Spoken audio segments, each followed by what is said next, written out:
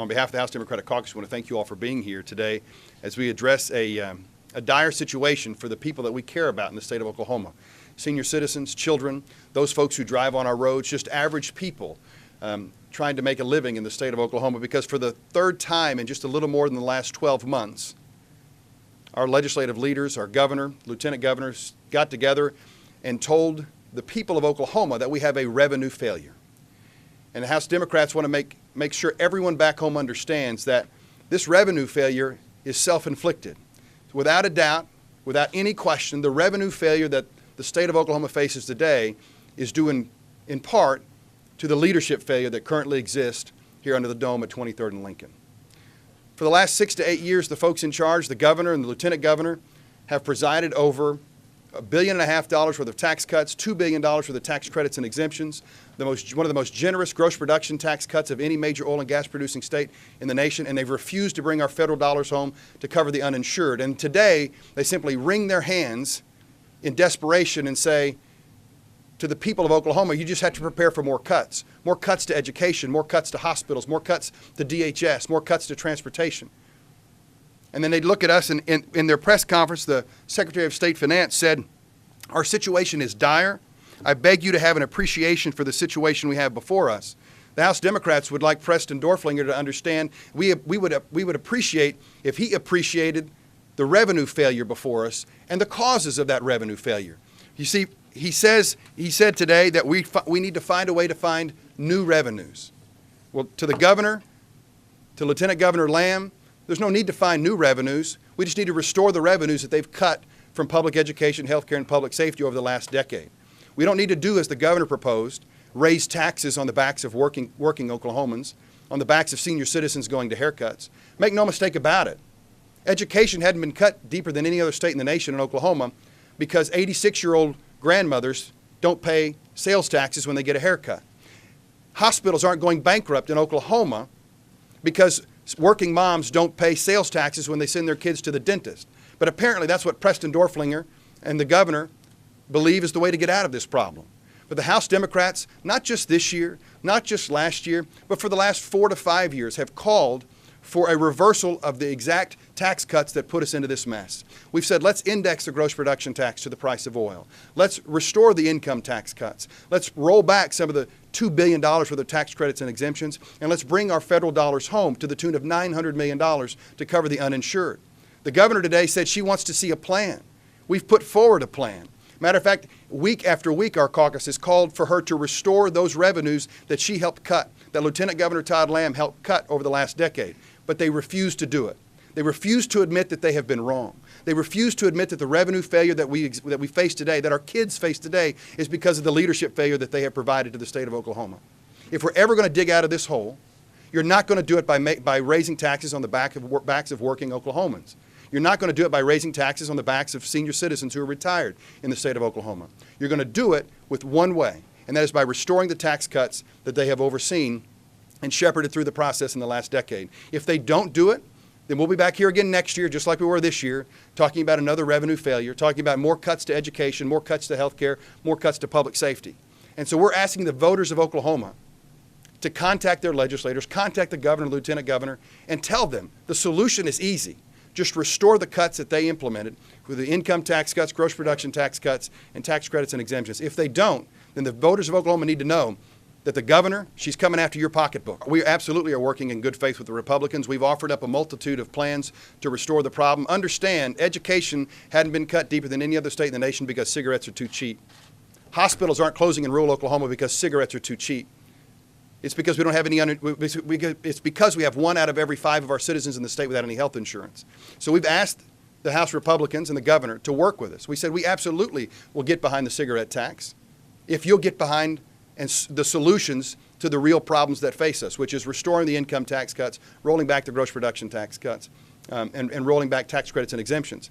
It's ironic, or maybe it's naive to say that a cigarette tax is the low-hanging fruit. Understand, since the people of Oklahoma implemented State Question 640 in 1992, there's not been not one tax increase that has passed off the House of Representatives floor. It takes 76 votes.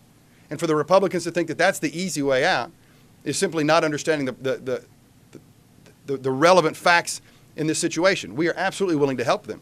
However, their caucus is split on the issue. Our caucus is split on the issue. It's going to take bipartisan support to get there, and we're willing to do that if they're willing to stand up and do what really is going to solve the problem. Understand, a $150 million cigarette tax increase is not going to close a more than $900 million budget hole. It just isn't. It's going to take much more than that, and our caucus is willing to say, we'll help you on the cigarette tax if you'll help us with the gross production taxes, or if you'll help us with restoring income tax cuts to those folks who make over $150,000 a year.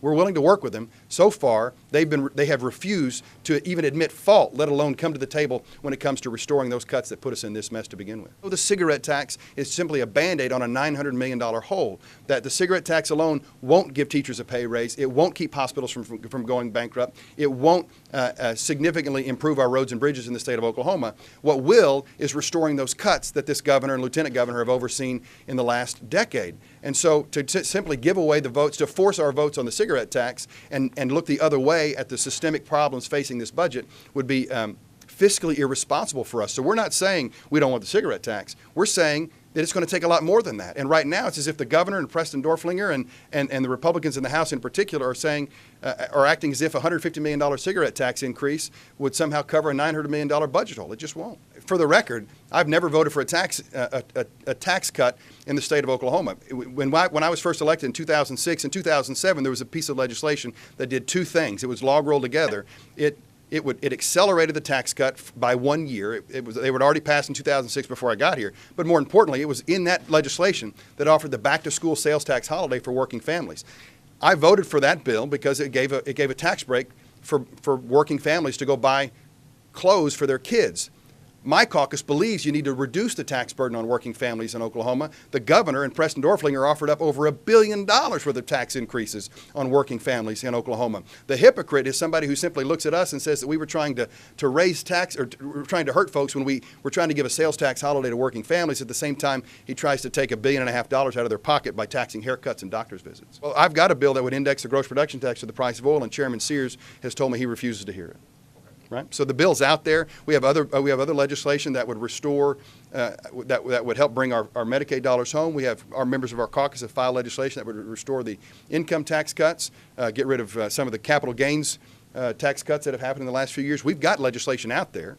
The problem is House Republicans refuse to hear it. I've been negotiating with the chairman of Appropriations, Representative Leslie Osborne, and the majority floor leader, Representative John Eccles. But they're negotiating on his behalf. So we're trying to get there. I met with Representative Osborne this week and discussed going to 4% on the gross production tax as a way to not only bring in several $100 million through that revenue stream, but also as a way to unlock my members to try to get them to support the cigarette tax and hopefully collectively bring in over $400 million to help close this budget hole. I think Chairman Osborne is certainly open to that idea. The problem is she's got to go convince her leadership and then her membership to vote for it. Because while the 26 members of my caucus will absolutely vote to raise the revenue necessary to balance this budget and do so in a fiscally responsible way without overburdening working families, right now you've got the Republican caucus who simply says no to everything, like the lieutenant governor has said. In essence, when they say no to everything, they're saying yes to more budget cuts for education, larger class sizes, more hospitals closing, more potholes in your roads and bridges. That's what they're saying right now. Our caucus has offered up solutions. The chairman, I believe, is trying to get there with us, but unfortunately, many members of our caucus have said openly, after what Lieutenant Governor Lamb did last week, that their appetite for finding a way to balance this budget through revenues is dwindling. So our caucus firmly believes that we should be able to restore some of the income tax cuts, but we do understand that there is less of an appetite for that within the House Republican Caucus than there is maybe with the gross production tax cuts. And so we're trying to find the best way to negotiate with them. We're not trying to play hardball and say, let's pick the most difficult thing for them to do and demand that they do it before we compromise. That's not what we're doing. We're trying to find common ground. We've already come off of our position that the gross production tax should be indexed. We're willing to go to 4%, right, as a good faith effort to reach across the aisle, and then we'll work with them on the cigarette tax. Teachers need to understand that what happened in the House Appropriations Committee yesterday is really a lot of nothing. I mean, it sounds great to go pass a teacher pay plan, but if there's no money attached to it, then it's simply a talking point that a representative can go back home and say, I voted for a teacher pay plan and it was those bums in the other body or those bums in the committee that killed it, right? Right now, there is no funding for a teacher pay plan. And when the budget hole grew to closer to $900 million, and education's taking an $11 million cut immediately, I don't believe the House Republicans can look in good faith the teachers in the eye and say, yes, we're going to get you a teacher pay plan done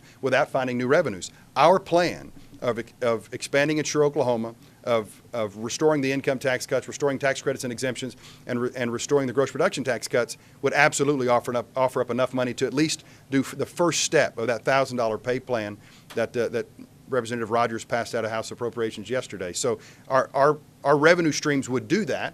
The unfortunate thing is the Republicans in charge have balked at every one of those opportunities.